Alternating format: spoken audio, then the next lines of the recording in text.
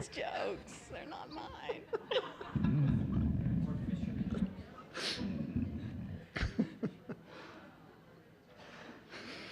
Okay, we are about ready for our last presentation for the afternoon, making sure we're getting everybody come in and seated and get ready. Yeah, silent. Let's see, what is our next presentation? One more? Is that what you said? One more? Hey, Carol, look. The next presentation, Diabetes and the Development of Fraternities. They have a group for everything. Is that your frail attempt at humor? It is getting old, isn't it? Well, here to speak more knowledgeably on the subject of diabetes and the development of frailty is Dr. Espinoza, Dr. Sara Espinoza. Dr. Espinoza's research focuses on understanding the geriatric syndrome of frailty, an important clinical geriatric syndrome that causes older adults to be at risk for falls, disability, nursing home placement, and death. She studies the epidemiology of frailty, including prevalence, incidence, and predictors of frailty in the San Antonio Longitudinal Study of Aging, SALSA. Dr. Espinoza also conducts research investigating the pathophysiology of frailty, focusing on screening the plasma for potential biomarkers of frailty. Her work has led to a 4-year Harold Amos Medical Faculty Development Award sponsored by the Robert Wood Johnson Foundation, as well as a Vision 17 New Investigator Award. Dr. Espinoza is also the site principal investigator for ASPREE, Aspirin for the Prevention of Events in the Elderly, an international multi-center NIH-NIA-funded study of low-dose aspirin in the prevention of cognitive decline and physical disability in the health of older adults. She earned her medical degree in 2000 from the University of Virginia and completed her residency training at the University of Rochester Medical Center in 2003. Please help us welcome Dr. Sara Espinoza.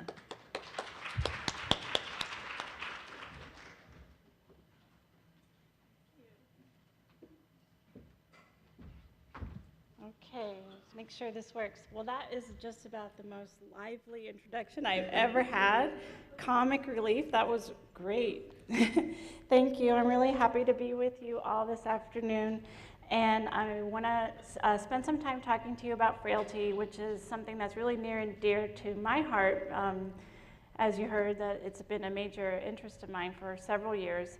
But I also wanted to highlight one of the major risk factors for frailty, diabetes, which is really prevalent in our community. So just to give you an idea of how common diabetes is and how it leads to frailty and how potentially we can intervene on that process.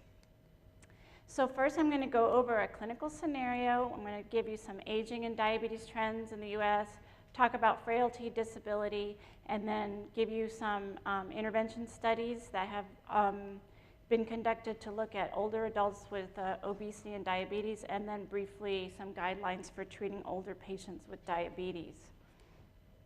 So the clinical scenario that I actually saw a patient maybe 2 years ago in the GEM clinic, which is our VA Geriatrics Evaluation and Management Clinic, was coming to establish care, and he really had no complaints. He was just his first time to the clinic and just coming to establish his care there. But in his history, he had frequent falls. He'd fallen 3 times in the prior month, which is a lot. I mean, frequently when we screen for falls, we ask, have you fallen once in the last year? Well, he's fallen 3 times in the last month, so that's kind of a red flag. He came to the visit by himself, but he did bring some records. He had a history of diabetes, was on an oral agent. He did not check his own blood sugars. His last hemoglobin A1C, though, was 6. And he had a history of hypertension, but not taking any medications. He lives with his wife, but reported to be independent with all his activities of daily living. So his past medical history, some I mentioned, is hypertension. He was on enalapril, but he wasn't taking it. And to be honest, I can't remember what the reason was. I think he had ran out of it, or it expired, and he just didn't know he was supposed to be taking it. Diabetes, and he was taking pioglitazone and never taking insulin. He has CKD, he has MGUS, and then remotely he had a history of HSV1 ocular infection, but that was not active at the time. So just physical exam, pertinent findings. His vital signs were stable. His heart and chest were within normal limits, but he did have some contusions and abrasions over his right eye and temple, evidence of one of his more recent falls.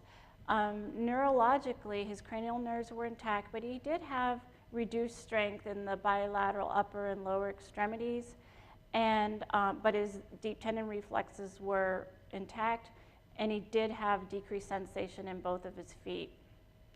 As far as his gait, he had a normal stance and base, and his balance was fair to good, and that's just based on, you know, my general assessment. He did have a timed get up and go test on that visit, and his was about 15 seconds.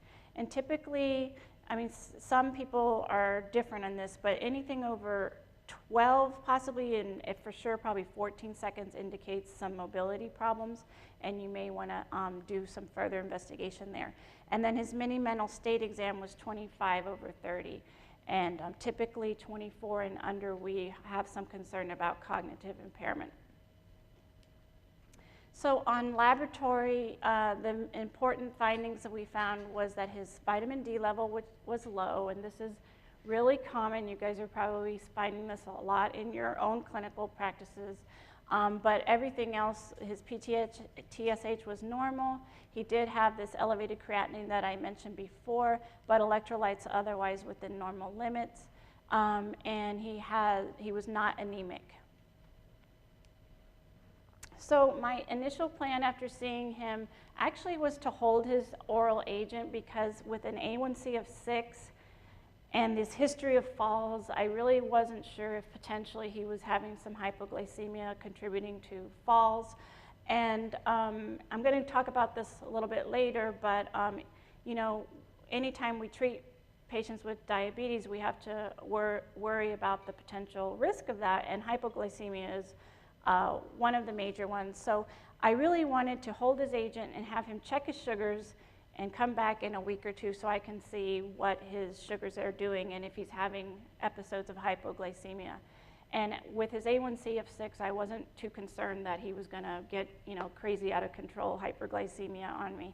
And I did feel like given his CKD, he probably should be back on his ACE inhibitor.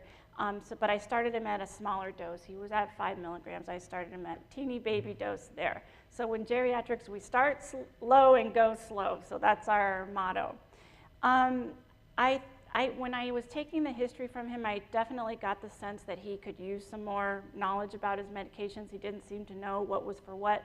And we are very lucky to have a team of pharmacists in our clinic. So I scheduled him an appointment to come back and see them to go over his medications and get some education. We ordered vitamin D for him to be followed. We also ordered a DEXA scan. Given the fact that he's low vitamin D and having all this falling, we'd want to know what his bone density is.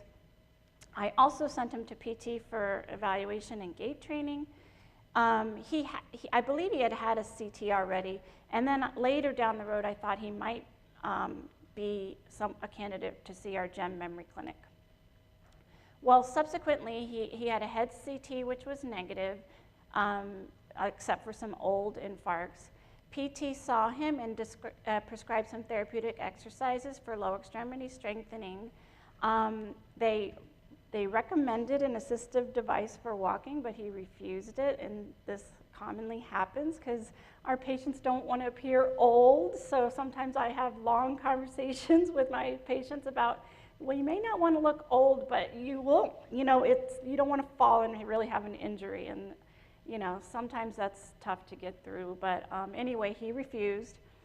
Then a month later, he was admitted to the medicine service with new onset atrial fibrillation, E. coli urosepsis, and he had fallen 3 times in the last day prior to that admission.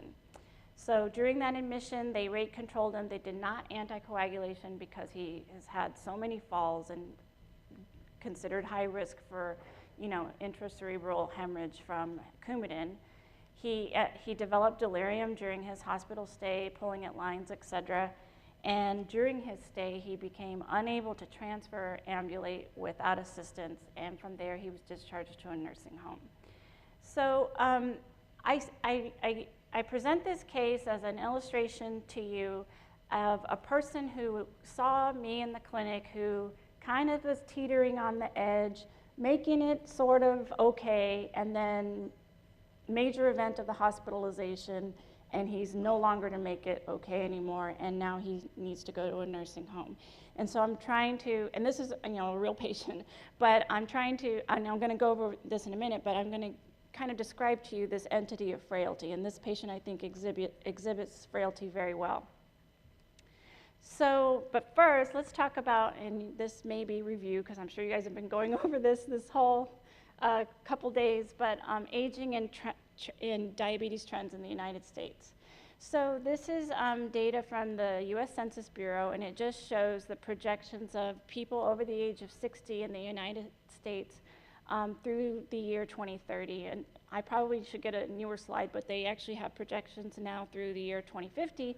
But you can see, according to this data, that we'll have about 90 million people in the US over the age of 60 in the year 2030. And along with that aging trend, we also have a trend in obesity.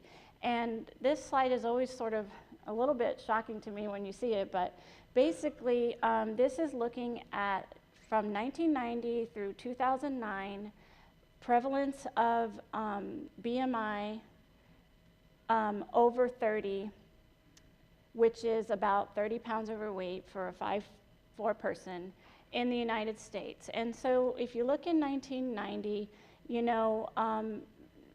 the majority of the population in the US is around here, meaning that across the US, 14% or lower are obese with a BMI of 30, and that's considered obesity in our country. But then, or it's considered a clinical indicator of obesity, BMI over 30.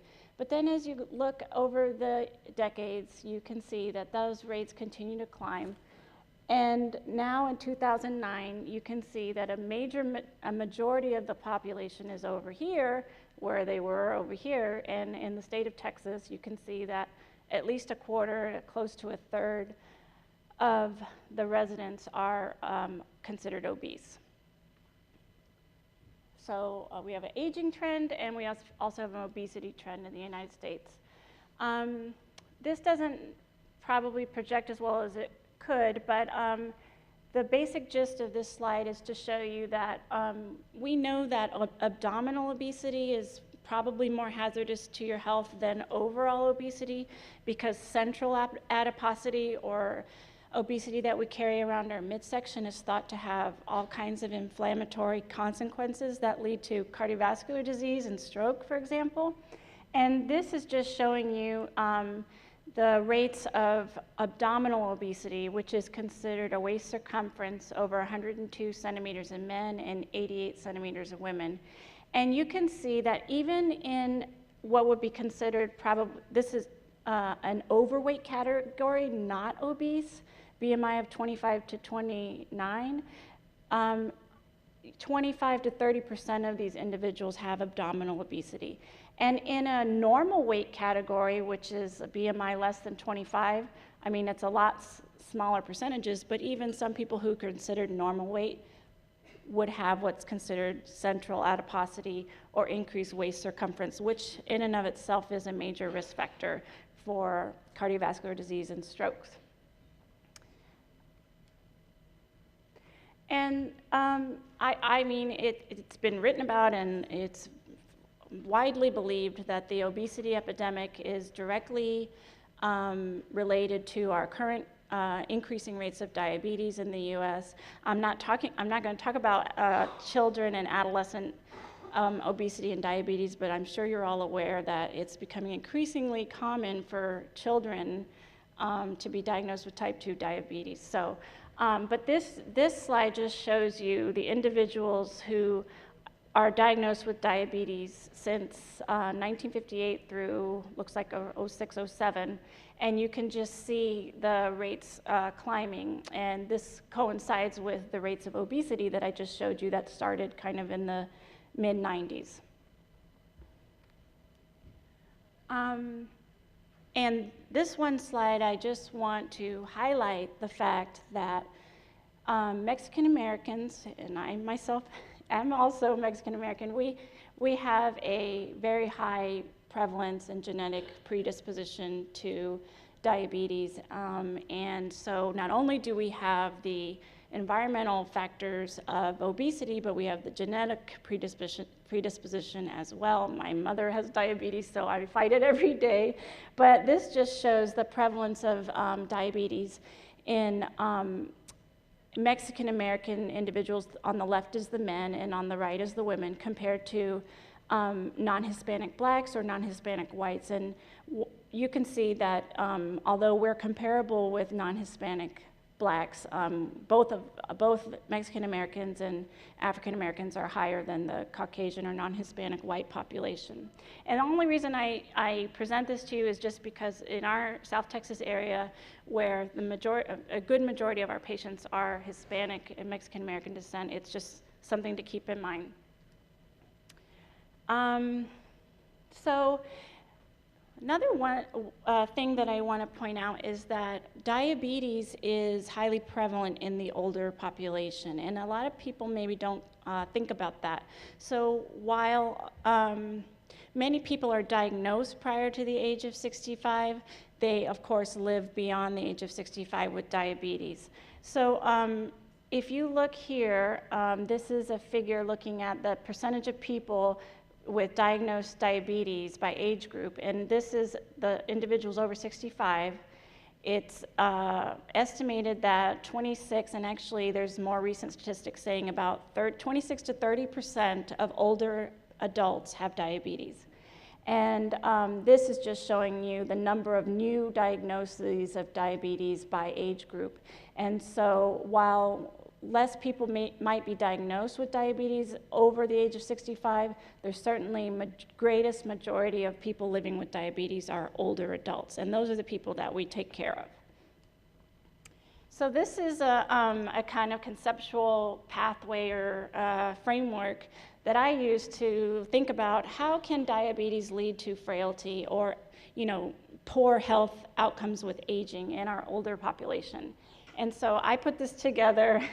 It's not, the most maybe earth-shattering thing, but the way I think about it is, we have our genetic and environmental factors, we have our family history, but we also have our lifestyle factors like our own diet and our levels of physical activity that lead to obesity potentially, which lead to insulin resistance and diabetes, which then leads to inflammatory processes, like oxidative stress, which lead to sarcopenia or muscle weakness, and I'm going to talk a little bit about that, and other diabetic sequelae, such as the neuropathy that we saw in the gentleman who had decreased sensation in his feet, which could have been contributing to his falls, eye disease, kidney disease, etc., all of the sequelae of diabetes.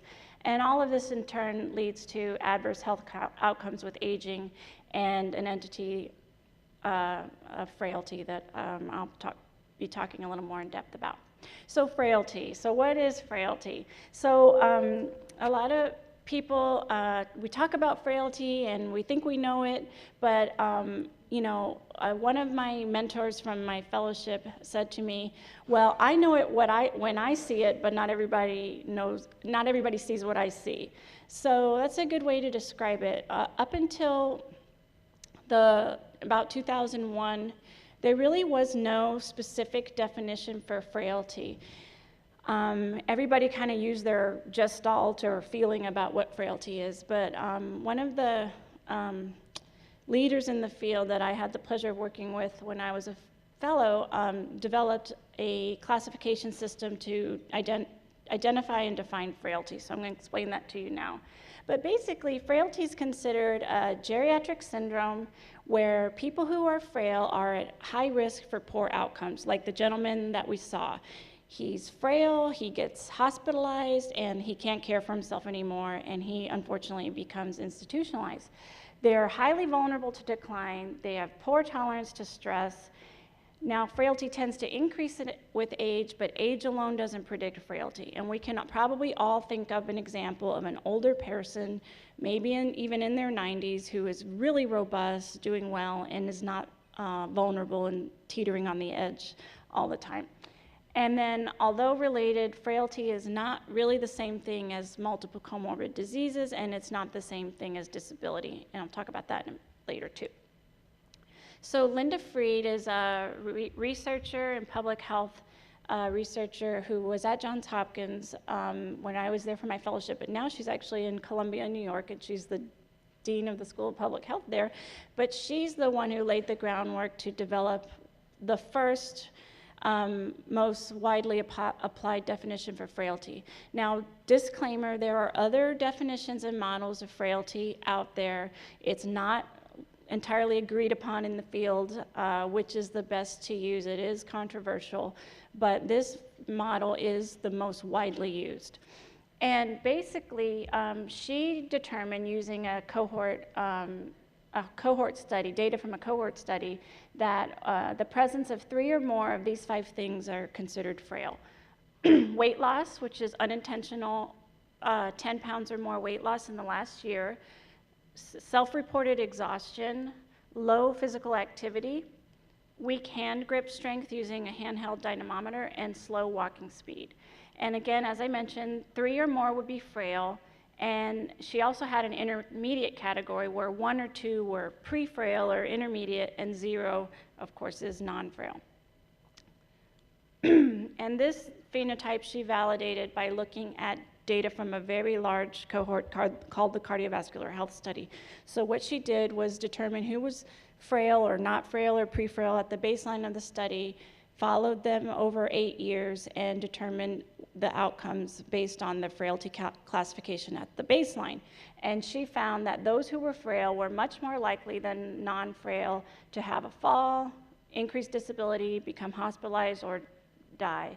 And this kind of work has been replicated in many other cohort studies to date, including the SALSA study, which you mentioned, which is work that I've done in collaboration with Helen Hazuda, who's the PI of that study. But over the years, the more and more people who have been studying frailty in their own populations have been finding this very interesting link between frailty and diabetes. And this study was done in 2005 by a researcher who was researching the Women's Health Initiative cohort study, which is a cohort of several women. We actually had a site in San Antonio, so some of you may remember this study.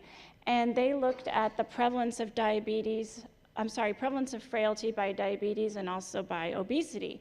And you can see that the prevalence of diabetes by BMI category was higher with increasing BMI. So this would be considered an overweight category. 32% of people who were overweight were frail, compared to 22% in the normal weight category. And in the obesity category, almost half of the people who were obese were considered frail. And then interestingly, the prevalence of diabetes increased with increasing frailty status. So people who were non-frail, only 2 or almost 3% had diabetes. In the pre-frail, it was 5%, but if you were in the frail category, about 10% of those had diabetes. And this was all statistically significant, of course. And let's see. In a sub-analysis that she did, she looked at other factors that were associated with frailty, and this is an adjusted analysis, and I'm going to show you this to you just to give you the magnitude of risk that's involved.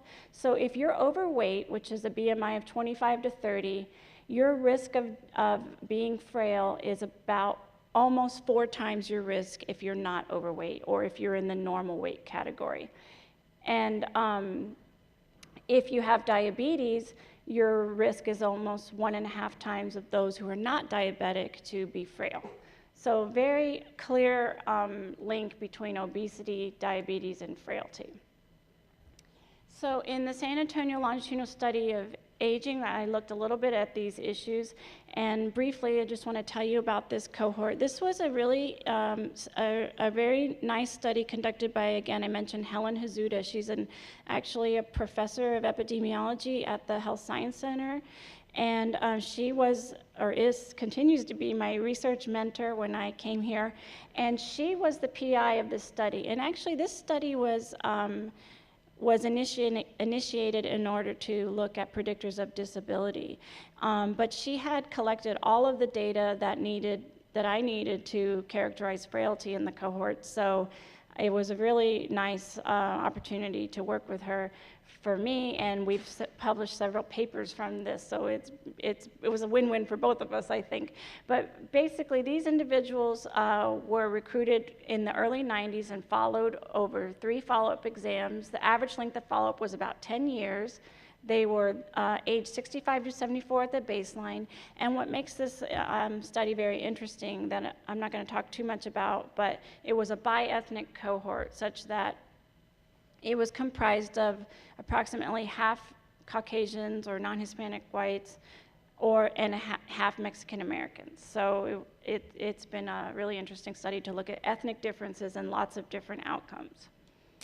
But briefly, what I want to highlight is just looking by frailty status, you can see that many factors differ by frailty status, and we also found that the BMI is on average higher in frail people compared to non-frail. So in frail people, it's about 30 kilograms per meter square compared to 28. Now, even this is considered overweight, but it is higher. The frailty prevalence was higher in the Mexican Americans compared to the non-Hispanic whites, or we refer to them as European Americans. And so the prevalence was about 11% compared to 7%. And then again, we also found diabetes prevalence 44% in the frail group compared to only 20% in the non-frail group. And other significant things that we found to differ were income and education. So lower socioeconomic status was associated with frailty in our study, and that has been shown in many other studies, unfortunately, that lower SES, unfortunately, does not bode well for successful aging. So we looked at mortality in this cohort as well, and just very simply looking at it by frailty status, you can see that if you're frail over 10 to 12 years, and you're frail at the start of the study, you're more than, you're like 56% chance of dying over that period, or well, let me put it this way, 56% of the people who were frail at the start of the study were no longer living at 10 to 12 years, compared to only 30% in the non-frail group. And now looking at predictors of mortality, while frailty did predict mortality, so if you're frail, you're almost 2 times more likely to die over the period of study, but diabetes as well was a significant predictor of death in this cohort. So I know these are kind of busy slides, but the main thing I want to point out by this slide is I was very interested to know, we know what causes people to die, but what do we know about what causes people to get worse in frailty over time? Because I told you she had seen these patients in the early 90s and followed them over several years. So I knew that, well, we knew their frailty status from the beginning to the end of the study. And so kind of looking at the etiology of frailty, I really wanted to know what are the things that they didn't have that they had at the baseline that was predicting them to become frail at the end of the study. And lo and behold, diabetes was a major predictor, almost higher than any other predictor shown here of becoming frail over the course of the study. And you could see if that you were diabetic, you were more than 2 times likely to become frail compared to a non-diabetic. The only other one that was higher than that was gender or sex. In this cohort, males were far more likely to become frail than the females. So what accounts for this increased frailty that we see with diabetes? And so that's what I want to talk to you about now.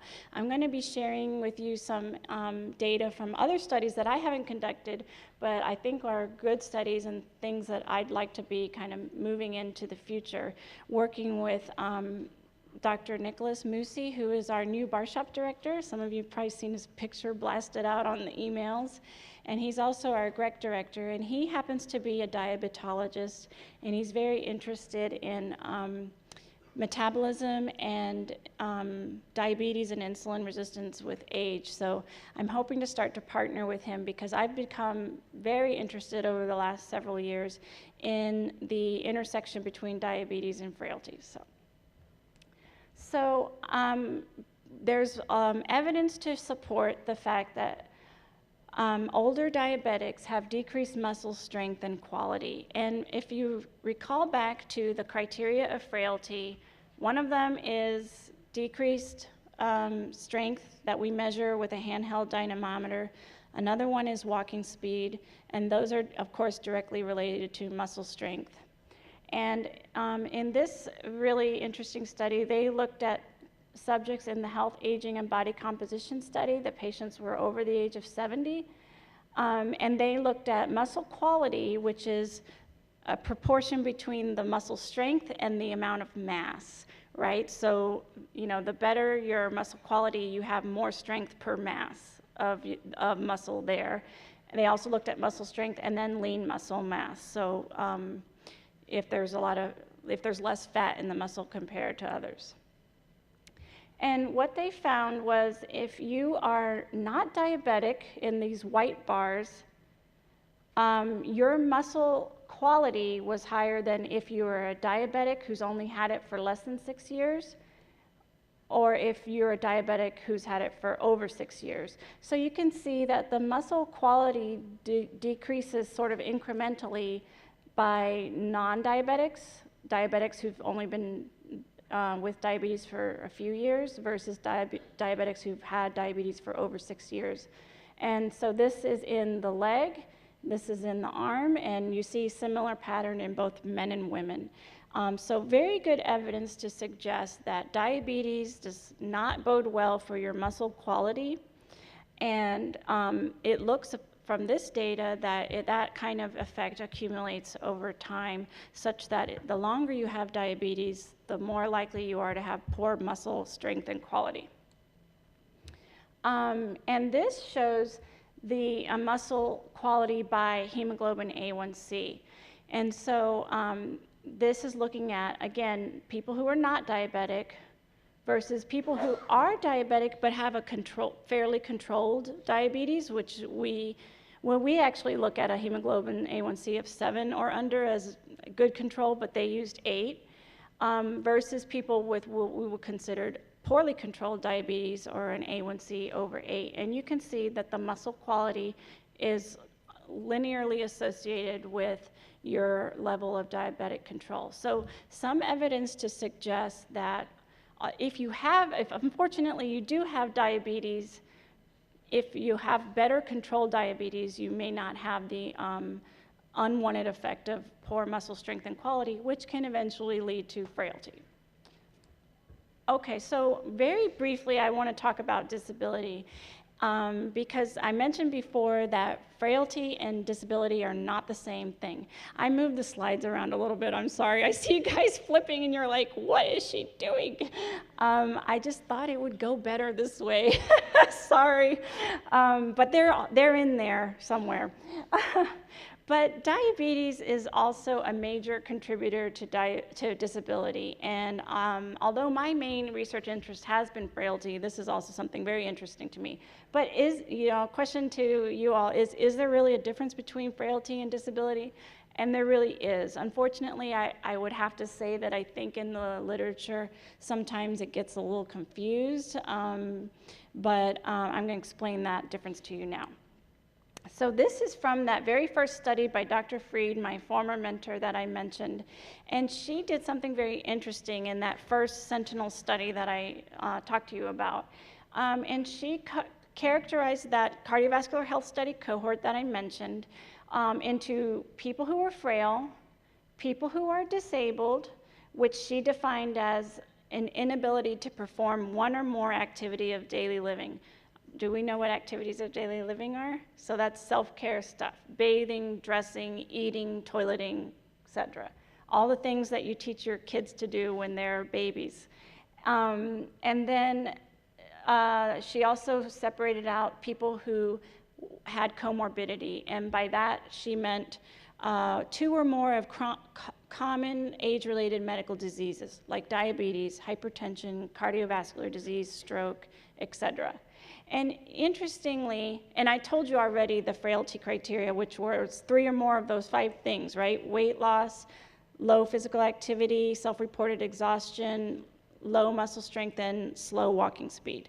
So that's how all of these are defined. And you would probably think that if you're frail, you had all of these 2 bad things, disability and comorbidity, but in fact, she did not find that. She found that 1/4 of the people who were characterized or defined as being frail using her definition that she devised, they had neither comorbidity nor disability.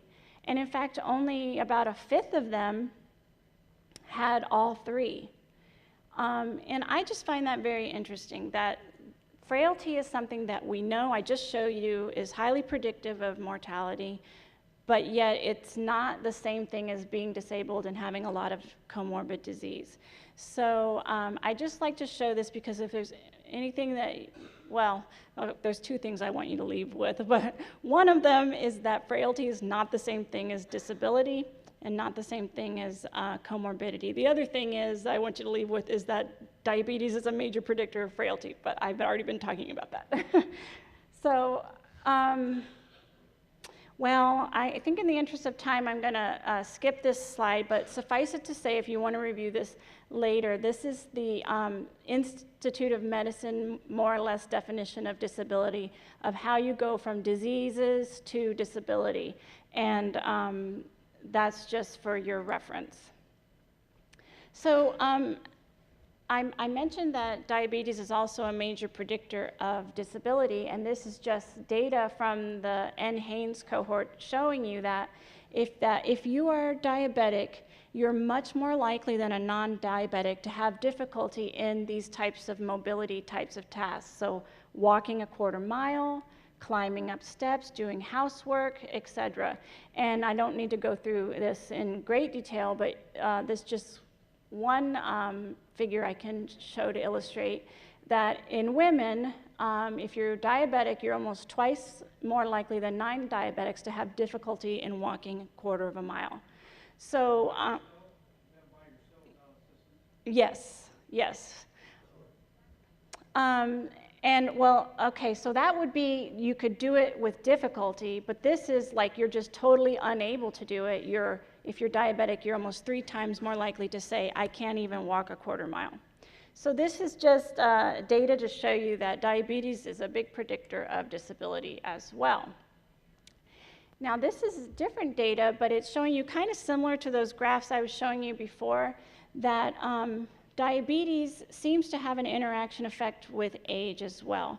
And so this is prevalence of inability to do 1 or more physical tasks, like self-care tasks, by age and how long that you've had diabetes. And if you look here, this will illustrate it best. This is the category here of people who've had diabetes for 15 years or longer by age, and you can see if in the upper age categories, you're really, almost at least half of these people are unable, 50%, unable to do 1 or more tasks. So length of diabetes, disease, living with diabetes, and also advancing age are, major risk factors for physical disability as we age. And this really pretty much shows the same thing. I'm going to skip that one. So question, can diet or exercise improve our poor muscle function and disability in older adults with diabetes and obesity? And there's actually been some intervention studies that have shown this. And I'm really interested in this. Unfortunately, it is a little bit discouraging sometimes because We know lifestyle intervention like diet and exercise are so beneficial, but we have to make it sort of palatable to our patients and reasonable such that they will take it on, because it's not easy to change lifestyle. It's not easy to go from, I think it's safe to say that a lot of our patients are sedentary, to go from a primarily sedentary life to working physical activity into their life. I should have brought some brochures, but I just make a plug. If any of you work at the VA, oh, they're probably not here because of the government shutdown, right?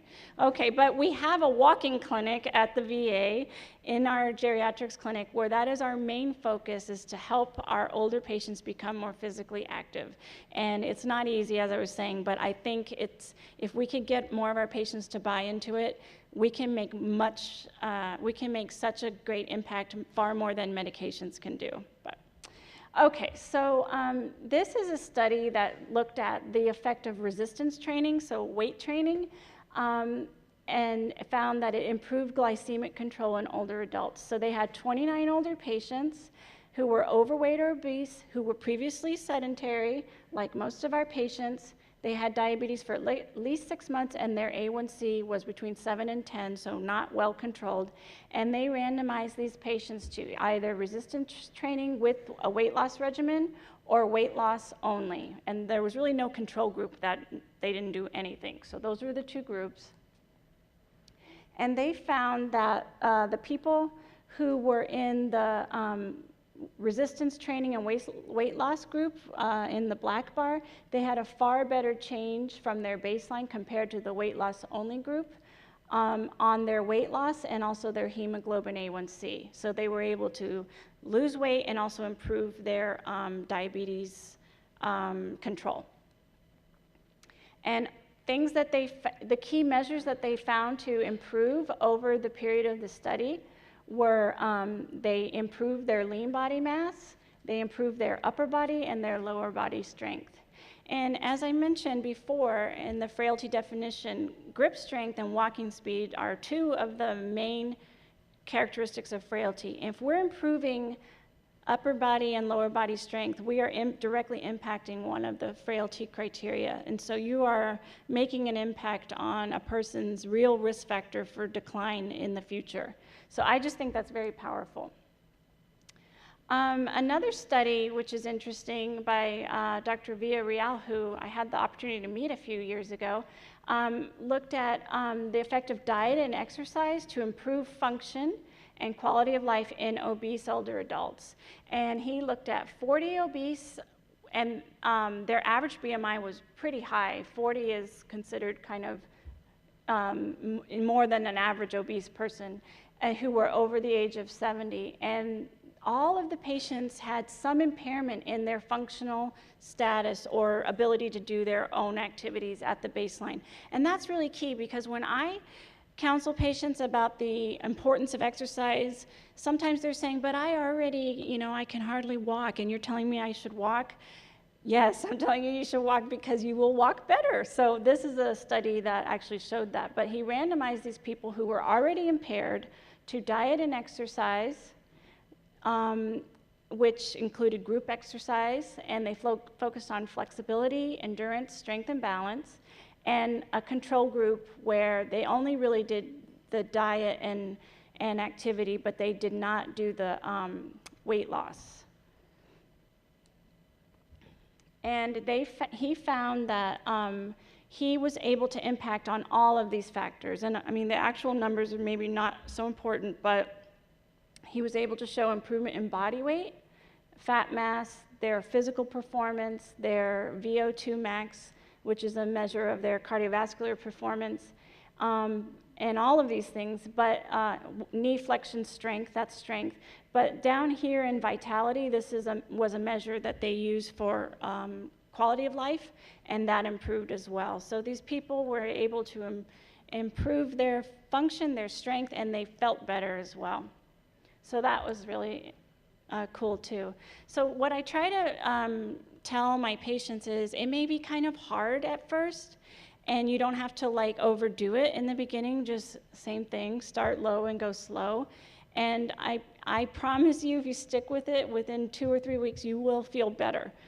which is why having something like the walk-in clinic that we have is so helpful. And I would hope that there'd be similar types of programs in the community. Maybe you could do this in conjunction with physical therapy, but we have a nurse that calls the patients at least once a week to kind of check in on them and see how they're doing, and if they're having any kind of like barriers to their exercise, like you know, it's too hot, so we have one patient that goes to the mall and walks around. I mean, that kind of thing. So it's just the fact that you're having somebody there as support, plus it doesn't hurt that we assign them a pedometer to wear and we track their steps. And so anyway, the point is that if you start low and go slow, anybody can exercise, even the most frail of our older patients. And we know that it does impact their health in the future. So now quickly, and this is the last piece, I just want to go over general clinical recommendations for the care of older adults with diabetes. This is not meant to be an extensive overview of diabetes management in the older adult, but just some general guidelines. So the first thing, of course, that we do, and it's a guiding principle that we apply to all of our older patients, is establish the patient's healthcare goals. That is something that is really, I think, key to good geriatrics care. This, of course, is not going to be identical for each person with the same diseases, and it may change in one patient over time.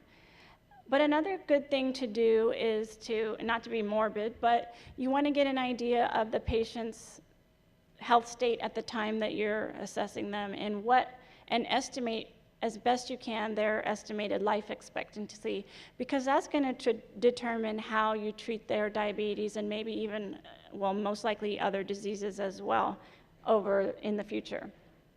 And this is a really interesting paper that came out, several years ago, though, but it was published in order to give physicians guidance on prognosis in individuals for cancer screening.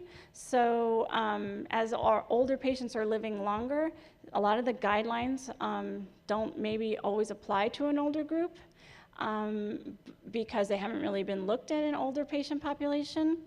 And no two 65-year-olds are the same, right? One, it might be really, really robust, and one could be severely debilitated. So you have to estimate sort of as best you can where that patient is. And these are sort of like life tables. Well, not sort of, these are life tables. And this gives you an idea of how to estimate life expectancy. So the top is for women and the bottom is for men. And you can see that at the age of 70, 50% will have a life expectancy of about 16 years.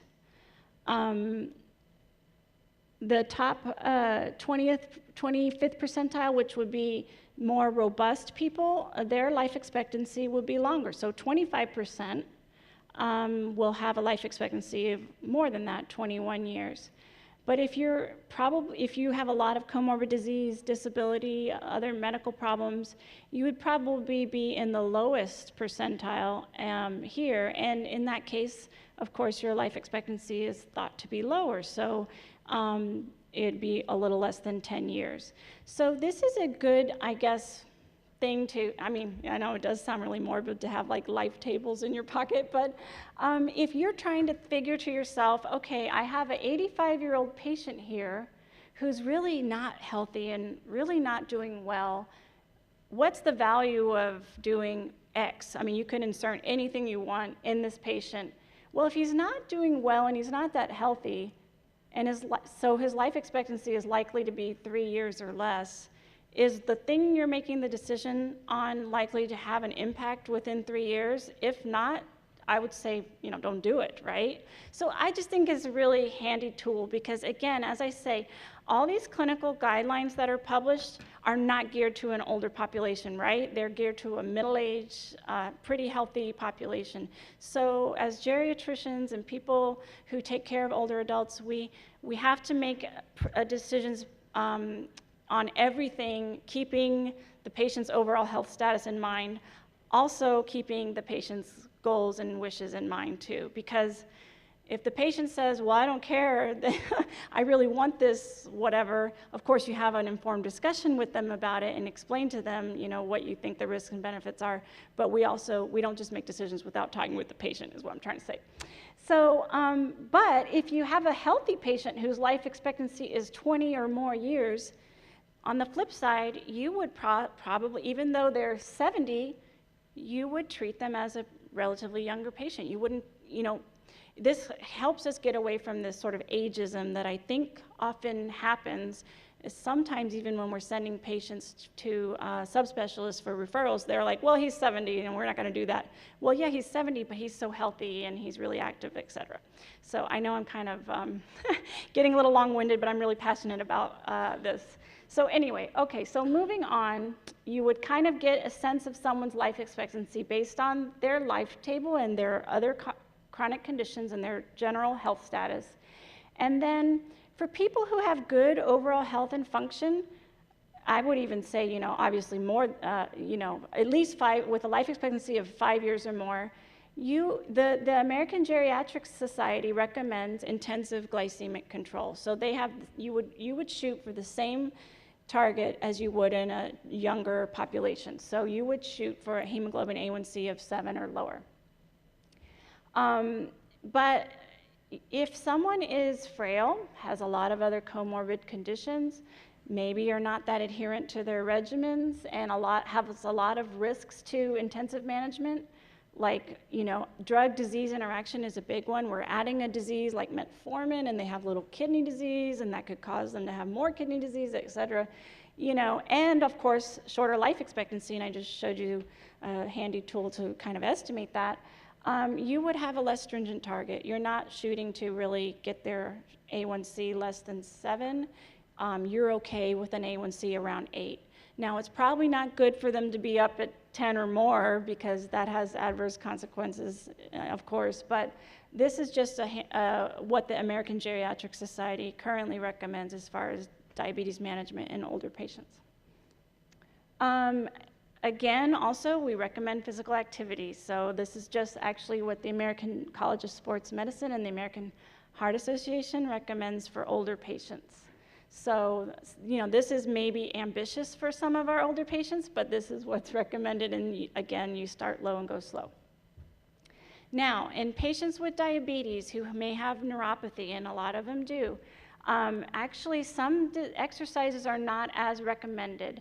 So walking on a treadmill, because they could possibly, you know, trip and fall, prolonged walking, jogging, and step exercises. And I think by that they mean like the step aerobics, because, you know, they may not feel the step and fall.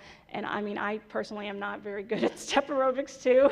They're like doing around the world, and I'm like, what? No, so that, you know, I don't know if I recommend that for anybody, because they're not easy. But these are the type of exercises that are recommended for people who have neuropathy and decreased sensation in their feet. So in summary, as I've told you, increased rates of aging is occurring, as well as obesity and diabetes. Obesity and diabetes are predictors of frailty and disability. The most likely mechanism for this association between diabetes, frailty, and disability is poor muscle quality and poor muscle strength. I mentioned about some exercise interventions that can improve body composition, diabetic control, and quality of life in our older diabetic patients. And treatment of older diabetic adults should be tailored to their individual health status and, of course, their individual wishes and patient wishes for their own health. Thank you. These are my grandparents. Thank you. Does anyone have any questions? And that's my son. He's 7 years old now, but that's my son. Any questions for Dr. Espinoza? No? Okay, thank you very much. Guys. Thank Yeah. you. Well, this is going to conclude our conference for today, but before we officially end, we want to give out the door prizes. So there's going to be a couple of lucky ladies, or even gentlemen, you never know, who's going to win a very nice prize. Before they get in here, let me just say a quick word about paperwork. Don't forget to turn in your participant profiles, if you're getting CEs today, make sure to turn in your statement of attendance and any other associated paperwork for getting credits with the VA if you're part of the VA. So make sure you turn in all the paperwork in the front registration desk or to me. And again, if you have any questions on profiles, if you're getting CEs today, make sure you turn in your statement of attendance and any other associated paperwork for getting credits with the VA if you're part of the VA. So make sure you turn in all the paperwork in the front registration desk or to me. And again, if you have any questions regarding CEs, or anything about the conference, you can find me and I'll help you out with that. So without further ado,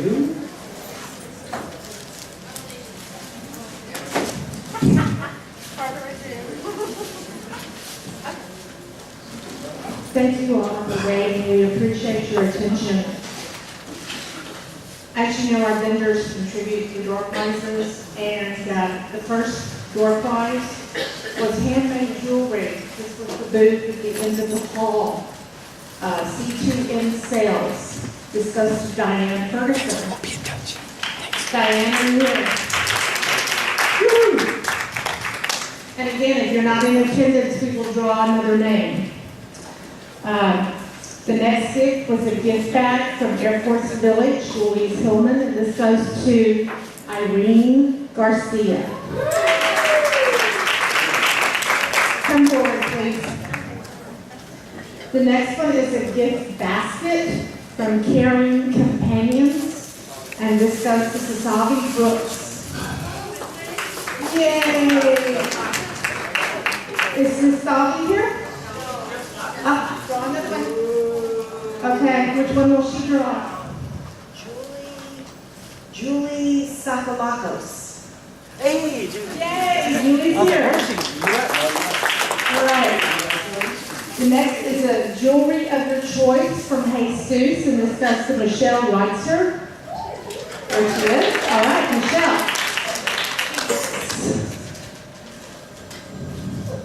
My phone's ringing, of course. Okay. Let's give that to Michelle, please. All right, the next one is a red evening bag, and this goes from Pam. She was at the end of the hall, and this goes to Deidre Murphy. She's here, I'm so glad. Look at these people that stayed with us. Okay, now we have 2 plants. This is from Forum at Lincoln Heights. The first one goes to Jacqueline Harris. All right, Jacqueline, come on up here. And the second one goes to Tawana Jackson. All right. Thank you, ladies. Now we have a fleur-de-lis bookend, and this goes to Yolanda Pettis.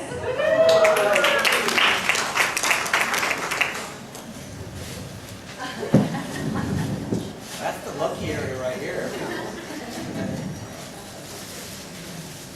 Where are those? Oh, sorry. Sorry. Okay, the next one are 2 smoothies from the Alamo Nutrition, and this goes to Sue Unzelman.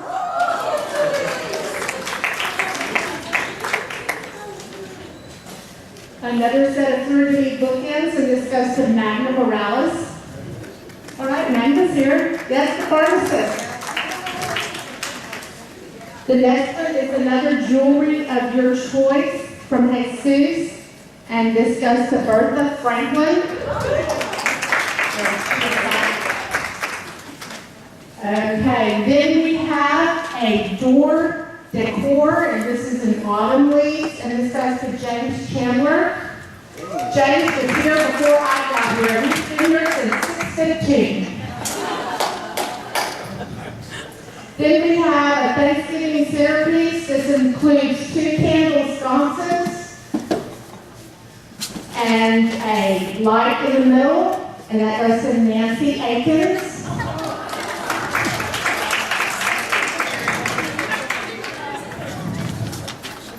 The next is lunch for 2 at Lee's Chinese Garden, and this goes to Genevieve Manley. Draw somebody else.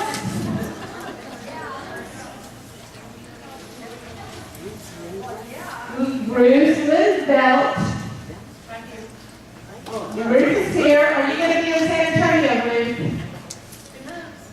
you know what? Go see Jesus. He was going to give away 3 jewelries.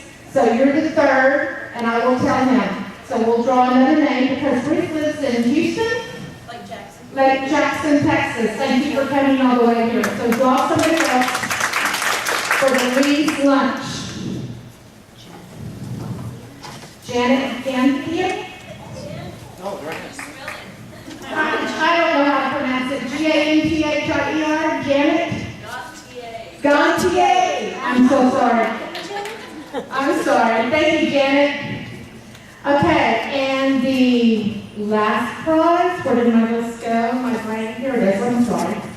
The last prize is a lunch for 2 at Sylvia's, and that goes to Laura Medlin. Yay!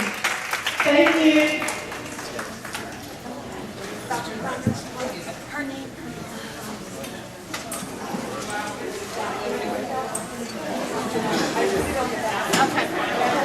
Thank you again, everybody, for attending this year. We'll see you at our next event. Have a great weekend.